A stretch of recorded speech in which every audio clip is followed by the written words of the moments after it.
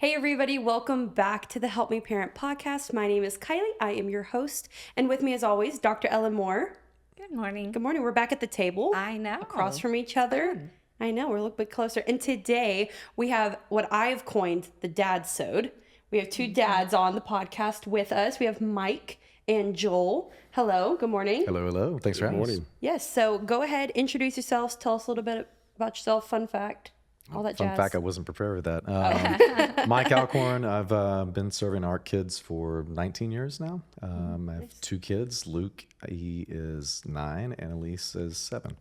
Nice. Yep. My name is Joel, and I've been serving in ARC kids for a while. Long time. I think you have me beat. don't you? 25, 26 years, something like that. And I have 4 kids. Nice. And my wife's name is Heather, Nice. and she's amazing. Oh, I have a wife too. Her name's Pam. I was like- waiting for that. Yeah, I know. We did not forget about Pam. We're just gonna cut that part, and Hint. she'll be. This is the dad cast, not the spouse cast. I don't know what. He one upped you. That's right. And then he- Always. Then you shouldn't have felt bad about it. 20 years of this. 20 years of the one upping. Yeah. So y'all have been serving together in Art Kids, our children's ministry, for 19 years since you joined. Since I was skinny, yes. Since I had hair. Yeah, me Which too. another fun fact. Yeah. I have known them for that long. Both of them before they were husbands, before they were dads. And how have they done? They have done brilliantly. They have the bar was a little low.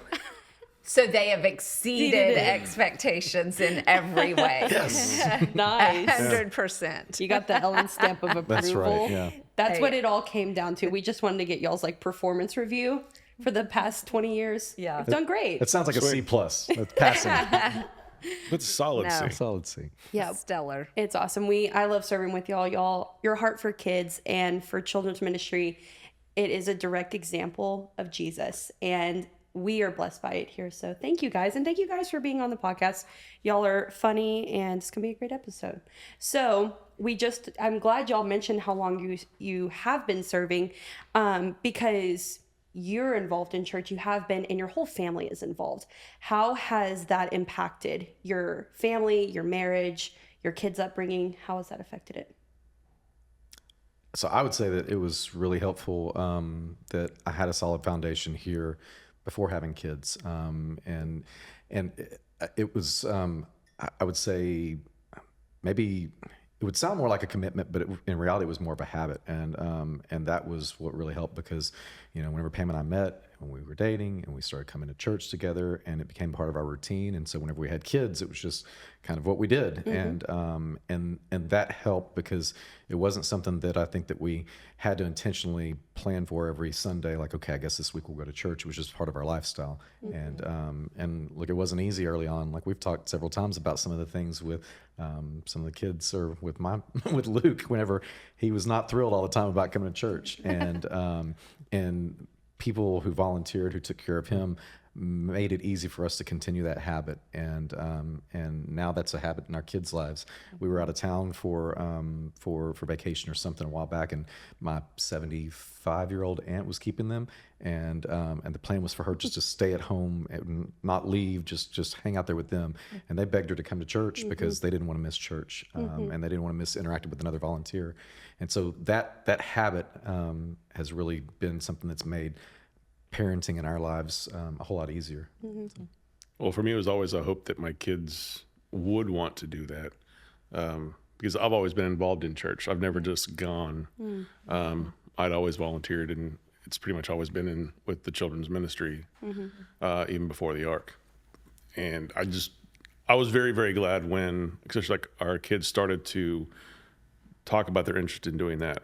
Like our oldest, he didn't actually want to leave class when he was leaving ours. He actually wanted to stay and help me, which unfortunately, buddy, you're not old enough. But he was still able to go down and help out with the smaller age group below us, the junior auditorium. And so I'm just like, that's just kind of, to me, that's kind of showing like what church is actually supposed to be, where it's not just, it's not a spectator sport. In my mind, it should really be something that is active in your life and that you are active in. Yeah, we were talking about it a couple of weeks ago that, like, I grew up in church, and my parents made sure we were there Sunday morning, Sunday night, Wednesday night. If there was a revival, we were always at church. Right. And that's not to say that we weren't like involved, but we went to church. And one thing that I've really enjoyed, like, about, because your kids come to huddle before service a lot of times, mine are always in Right. huddle, and like they don't know church as something that they just a place they go to and then they go home and that's just a moment in time. Like, they feel like they're connected here and that they actually like are involved, and that's been good for me. And good for me that other people on staff and other volunteers have welcomed them and said, like, let's put them to work. Let's make sure that they're involved. Well, also, I think the interest that they showed in it, it was something I never brought up. It was because of the fact that they were I'd always have them in tow, and they'd always sit on the couch during our meetings, post or pre-service. And it just something that they brought up themselves. I mean, it organically came out of the fact that that's what we did. Yeah. Yeah. Which is something we talk about a Yes. lot on here, That's what I was gonna that say. more is caught than taught Yep. in parenting. Absolutely. And lots of times we talk about the things that kids catch from us that are negative, but it absolutely is true on the positive, that you guys had a relationship with Jesus that showed up in every area of your life, including serving here, and your experience with kids here. You obviously had a heart, you had gifting in that, and I love that serving in art kids didn't deter you from wanting to be dads. Oh, no, Right. no, not at all. You saw early on the value of ministry to kids. You wanted kids of your own. Now that you have them and they are catching who you are, your relationship with Jesus, your wife's relationships with Jesus, and this being one of the ways we serve and honor him. And so it is. It's just what they know. It is what we do. And so it's like never a question. So well done. Yeah. I think that's the coolest thing. I like what you said. It was just a habit, and it formed, like you said, it before you got married and have had kids. Did that conversation come up when y'all did get married? Like, okay, like, how are we going to factor this in? Like, with raising kids, going to church every week. And I know you two specifically are very busy with your jobs. Y'all are always traveling, but it's still a priority. Was that ever like a conversation that y'all had to like sit down and have? I had a conversation with Heather before we got married. She was never really involved with ministry per se.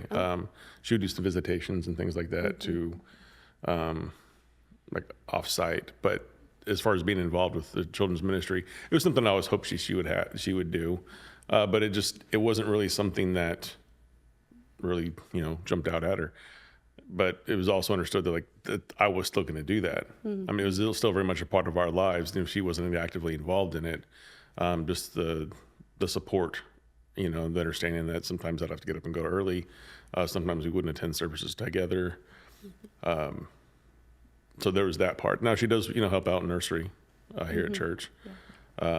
And she was committed to coming to church. It wasn't. Oh, that absolutely. No. She just was not wanting to. Piece looked different for her. Correct. Yes. Yeah. She's definitely here 15 minutes early to get her seat. Okay, that's not the attending and the being involved in church it wasn't the issue. It's just doing children's ministry with me necessarily wasn't a priority, or wasn't something we did. And I think that whenever Pam and I met, like, I thought about, like, we had a lot of fun teaching, and it was like, it was a blast being in there, and I thought, man, she's gonna love doing this.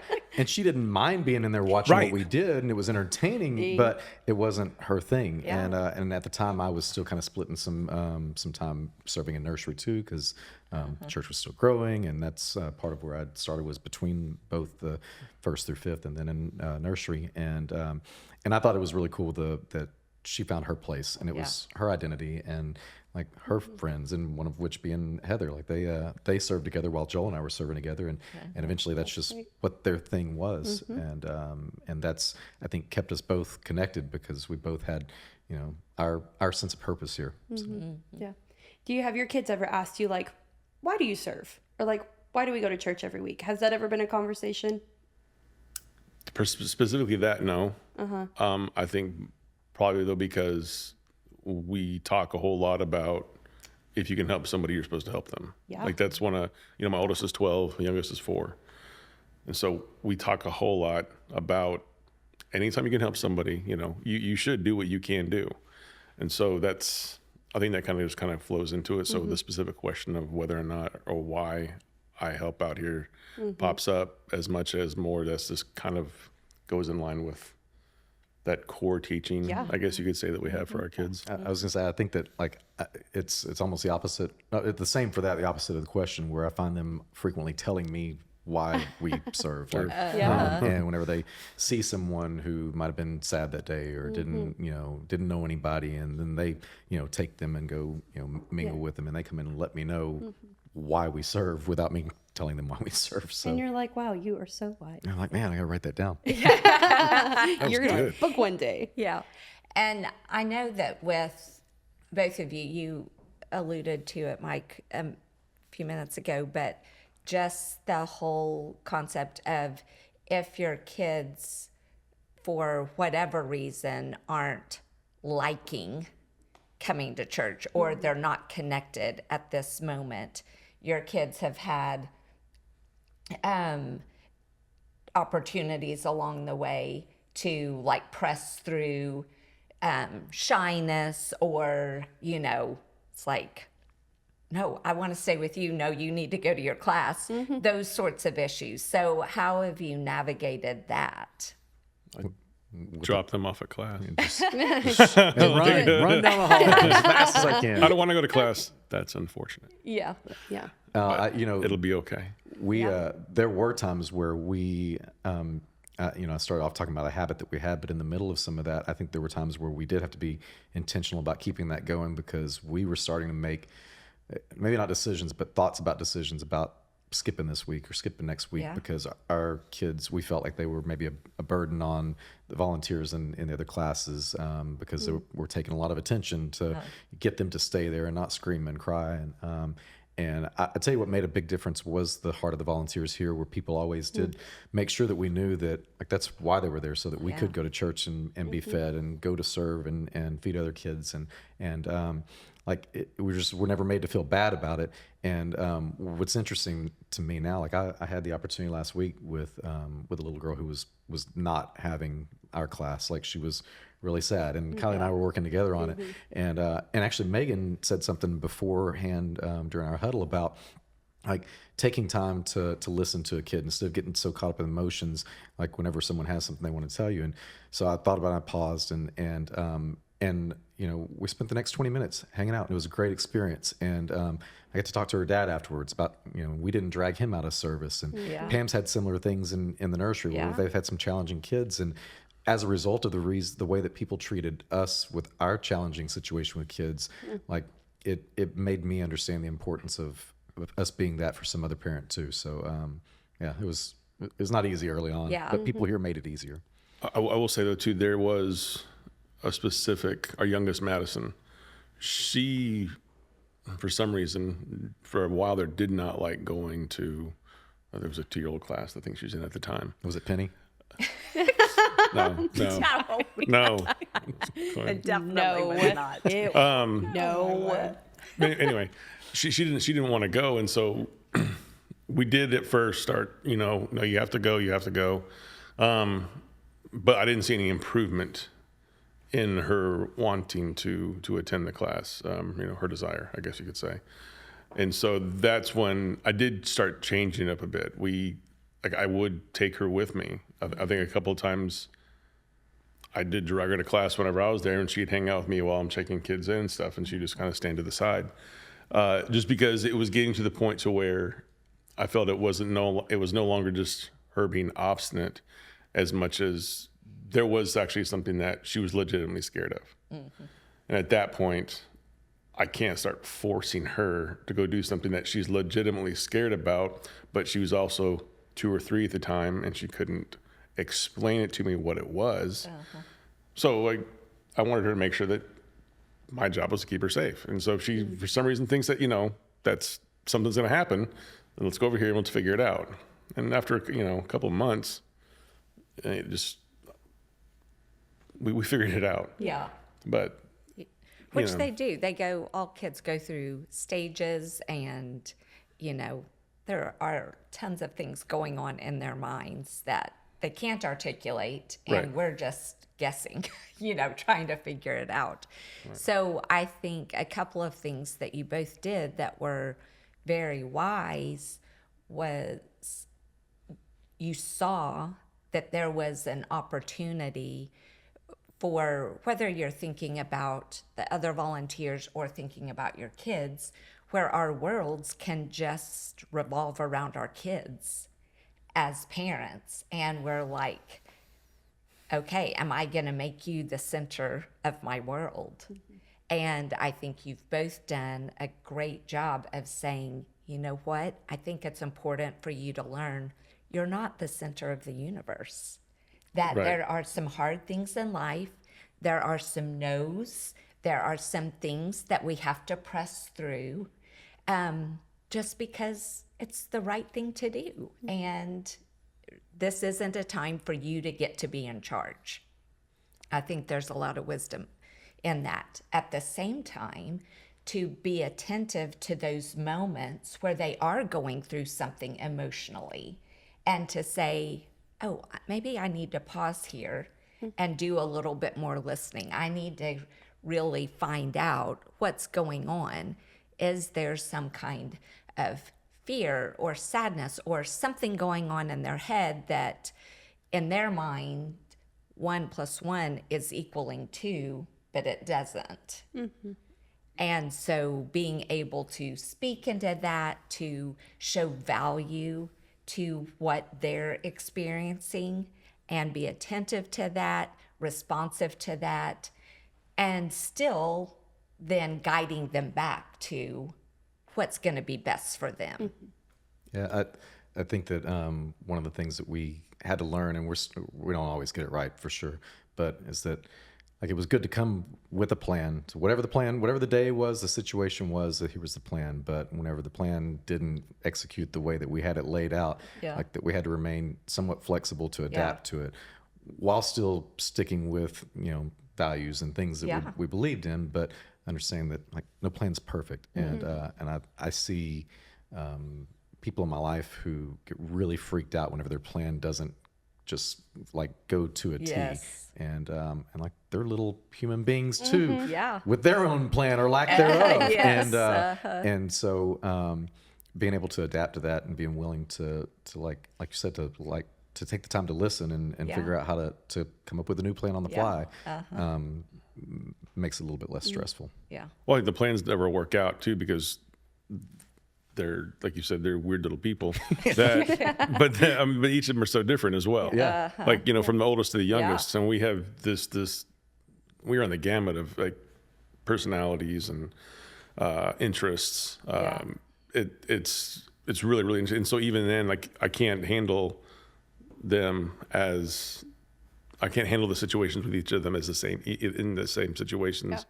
I said that horribly. Yeah. I could not handle each of the children in a similar situation the same way I would the other. Yes. Right. Yeah. And then you're talking about saying no. I've also found too that the older they get, the more I'm able to say yes. Yes. Like starting off, it's a whole lot of no, like please the don't. funnel. Right.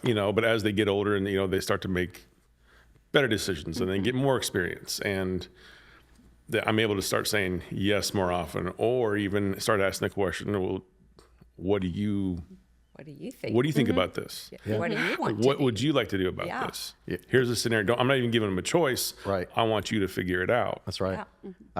You made me think and I don't know what the age was, but there absolutely was an age where, where we had to be the the voice of reason and we were setting the rules, there were Yeah. boundaries, and we weren't asking for your feedback Yeah. because like we're raising a little crazy being. And Yeah. but then, like, to your point, like there was a flip to where instead of just being some sort of a dictator, where we could have a little bit of back and forth conversation about, like, what were you trying to accomplish with this? I read a book one time, and the author said that he felt like a parent's greatest job was to teach their kids how to critically think. Yeah. And like, I thought it was profound because he said instead of giving them the answers or like coming down on them, at some point being able to ask them the questions like, what did you expect the outcome to be for whatever this action was? Right. Instead of saying like, that was stupid, you shouldn't have done that. Like, what were you thinking? Yeah. And when you say, what were you thinking? Like, that's a very like aggressive way of going at it. That doesn't really give them a chance because they don't know what they were thinking. Yeah. But asking them like, what were you trying to accomplish here? And I've found that a lot of times I get really good responses that I'm like, oh, I was about to be extremely angry about that, but I understand your logic. It might not have been the right way to do it, but at least I understand that you weren't just being crazy out there. Yes. So, Well, it's also progression too of lately I've started with our children asking them to, I want you to solve problems. Yeah. I want you to figure that out. Number one, like you will be fine for the rest of your life if you can figure out how to solve problems. Yep. And two, when you get to the point to where you can start foreseeing problems and solving them before they occur. And so like you were saying, like, what were you thinking? Well, I mean, maybe not so much what you were thinking, but like, what did you think was going to happen? Yeah. Like, you did this. You grabbed that cat by the tail. Yes, it is going to That's why we don't have scratch. cats. We do. and if you do that, they're probably a little upset. They're probably going to just scratch your arm off. That's what's going to happen because they're a cat. What did you think was going to happen? If I grabbed you by your This is a rabbit Tail? trail we were talking about. Yeah. Yeah. Yeah. No, but- that's good. No, but with all of this, with teaching the kids, with asking them questions, with going to church and serving, the thing that keeps coming up in my mind is the heart behind it all. We always talk about it's about relationship, right? Yeah. And it comes down to the heart. This is why we do this. This is why we serve. This is why I love you and I'm going to help you solve these problems. And it comes down to the heart behind parenting, by Jesus leading your parenting. And so my question for you, Ellen, is I'm trying to think how to word this. What should your heart posture be to raising your kids up and like the way they should go? We always talk about that and the way they should go so that they don't depart from it. What should be the heart posture behind that? Yeah. I think it is our goal as parents, and really not just our goal for our own sake to be successful, but our responsibility given by God is to raise our kids in a way where they become lifelong friends and followers of Jesus, that they have a healthy relationship with Him and a healthy relationship with us, because we want them to spend time with us even when they don't have to, when they get older, and to have healthy relationships with the rest of the world. So it is all about relationship, and to go about it in which you guys have said all throughout our chat has been helping them become who God created them to be. Because God has purpose for every single person on the earth. And their purpose isn't just for when they grow up. They have purpose at every age and stage. Yep. Purpose in this world, and specifically as followers of Jesus, roles and things God wants to accomplish through them in His kingdom. And so parenting is all about facilitating all of that. And that's facilitated through relationship. That's how God does it with us. He helps us become who He created us to be in relationship with him and to accomplish his plans and purposes on this earth through relationship with him. So it is that relationship, and that relationship looks different at every age and stage of development. And what you guys were just saying is exactly what we've talked about. The early stages from, a few months old to like 4 or 5 is about discipline. It's about, let me help you know and experience the wise thing to do and how to respond in these situations and how not to respond. And then from kinderish through the elementary ages, we're the trainers. So we're right there. We are on the track with them. We are running their race with them, right alongside them, and say, nope, hold up here. Nope, yep, go for it. And we're giving these, we're training. And so it's lots of instruction, lots of repetition. And then the teen years, which you're getting ready for, are you become the coach. So you're not right there beside them. You're on the sideline, but you're the coach saying, all right, you've got this. Hey, watch your pace. Hey, think about this. And you're asking, you can ask different questions. You can give more yeses. You can, as a coach is very different than a disciplinarian and a trainer. And then you get to become the friend. Which when you're old like me, that's one of the benefits of you get to be friends with your kids. And not that you're not friendly along the way, because Right. we want relationship. But the relationship changes. It does. Yes. In every age and stage. So I think it is thinking about keeping the end in mind at every age and stage. That here's what we want. We want them to have a healthy view of who God is and who he's created them to be, so that they have a healthy relationship with him, because there are going to be days that we're not there, but God will always be there. And if they have him, they've got everything they need. Yeah. Well, and the whole point too is people always, like, I'm pretty strict as a parent. We. Well, we are. Just ask our kids, right? Yes. Pretty strict. And I've had people before comment of, like, what are you doing?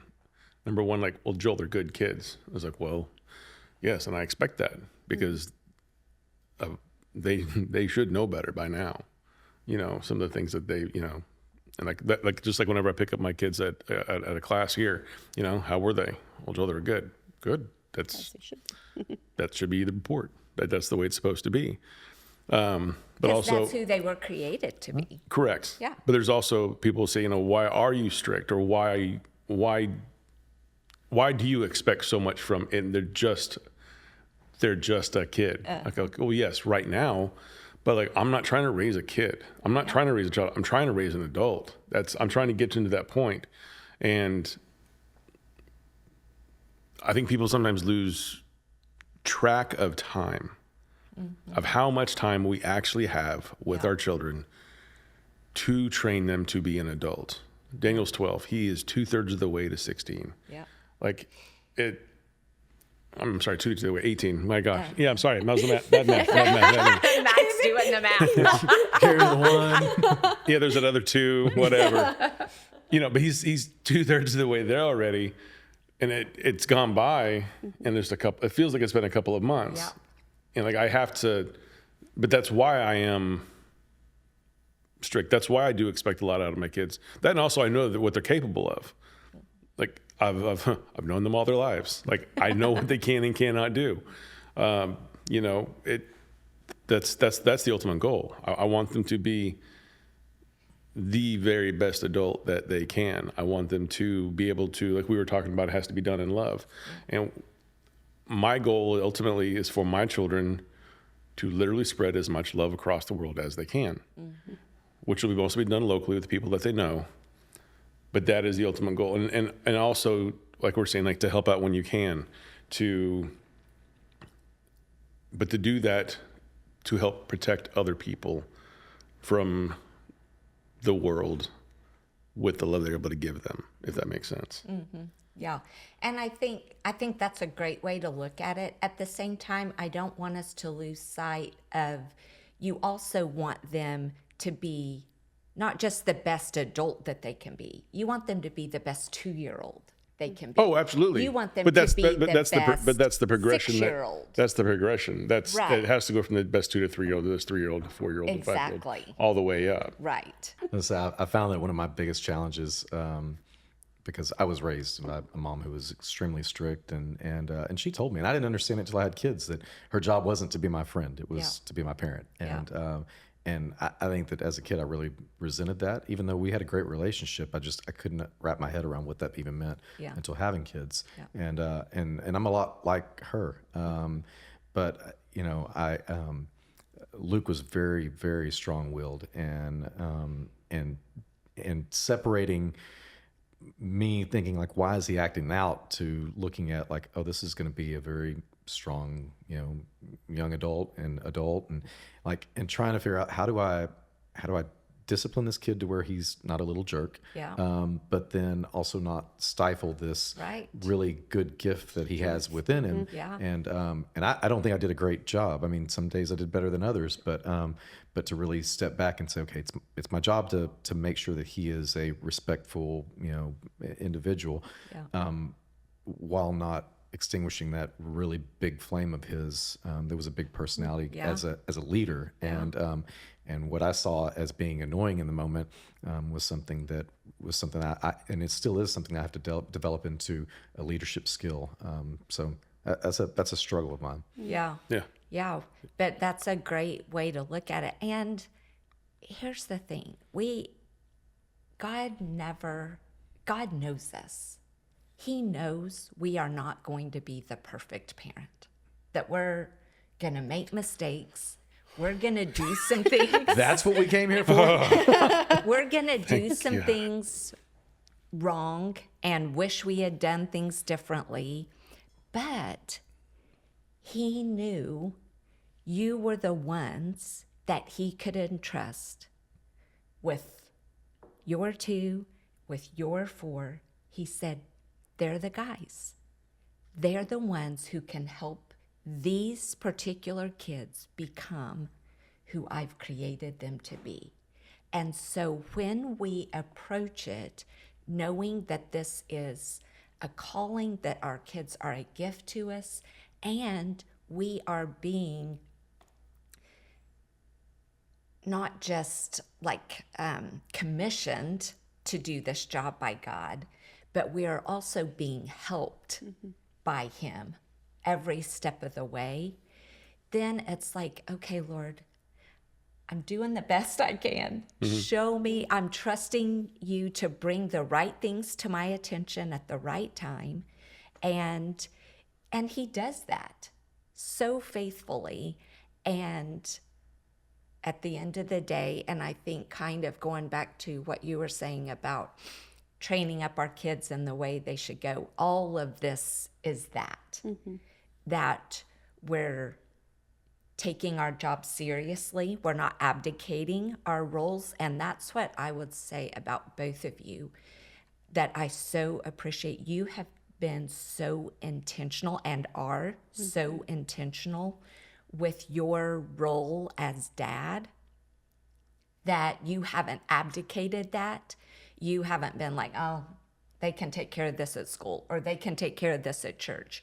You 100% see it as your job, and you have been all in. And that, what that does for kids, the security and the stability And the comfort that that brings to our kids is irreplaceable. When a dad is seeing their job, doing it intentionally, not just leaving it to mom, not just leaving it to teachers, to coaches, and all of those people have very significant roles in our kids' lives. But you guys have seen your job and your role and taken it seriously, and your kids have benefited and will continue to benefit from that for the rest of their lives. And you're not trying to do it all the same for every kid, realizing you've got to train this child in the way he should go, and then train this one in the way she should go, and helping them, noticing some of these giftings, noticing these abilities, noticing these weaknesses, these tendencies, and speaking into that, training towards that. And the Lord just helps us. And then our kids will want, they will be that. That's so true. I mean, I'm thankful for like people like Joel and Steve Wynn and others. Like I've been really fortunate to be surrounded by people who I consider great dads. That even before kids, I looked at the way they did things. Whenever I had kids, I was able to ask questions about how they did things, and now we share the good stories and all the misery and everything together too in the moments. But like I've been fortunate to the people who we've served with in our kids, we've always had a pretty good male support group and group of volunteers that it's been good. The other thing that I thought about as you were saying that was that like some of that, a large portion of that, like I gotta give credit to Pam, because we didn't do things in a silo. We didn't just magically say, okay, you could do the mom thing, we'll do the dad thing, we'll meet up at the end of the night and see if it worked out. It took a lot of communication and support with one another to where we got on the same page. And if we weren't on the same page, we didn't try to sort it out in front of the kids. We figured out what a concerted effort was. We were really intentional about trying to not allow ourselves to be divided with two kids who had their own agendas too. And none of this would ever worked if it wouldn't have been for support from her and vice versa. Because like she helped me to be a good dad too. So and she also gave me a lot of grace whenever I was a bad dad. So so it's that's a big part of that equation. Yeah, and I love what you said too, that I think is a really important point for a dad-sode. I think we talk about it with moms a lot, with kind of finding your people, finding your community, but dads need that too. Other like-minded and different-minded men that you can share stories with and ask questions and answer questions for, I think is so important. And the fact that you guys have found your people through serving, I think that's also such a great example for your kids. Like, where do you find the people that you do life with? Find people who have similar hearts, and some who are a few steps ahead of you, some who are a few steps behind you, and do life with them. And the fact that you've shown them what that looks like here at church, I think is such a great example. Yeah. And you can see it through your kids Totally. too. Like, Eve, with your two and with your oldest, and I'm excited to see with the rest of yours, their hearts. Like when I was their age, all I cared about was like getting an American Girl doll or like what, like seriously. Kirsten? No, it was one that looked like me, which was really important. Gotcha. Yeah. And so, but seeing them attending our huddles and seeing your oldest start to serve, like I had walked through in junior where he is huddling, and Gina, our area leader, said, "Don't worry, he's on his way." And I was like, he's in 6th grade. And they are so excited and dependent on him coming. And he's 12. Like that, it blew my mind. And then your kids having the heart to serve and just wanting to be with Jesus at church around people who love him is just, it's a great thing to be around. It's a great thing that you two are around, your family's around, and it's a great encouragement, I think, for families to get involved. Yeah, and their kids are being who God created them to be at 12 and 9 and 7 and 4, and I don't remember all your ages. You've got one 9, in every 8, stage. 6, and 4. There yeah. you go. There you go. I'm sorry, 12, 8, 6, and 4. Did I say 9? Yeah. That math thing. Yeah. Math is hard. But they are making a difference in their worlds right where they are here at church, and I know everywhere else. So well done. Good job. Well done, dads. That's a great love note it. to end on. Thank you guys for coming onto the podcast, for being here. We appreciate you guys a lot and love getting to chat with y'all. So thank you everybody for listening. Just remember that you can parent and we can help.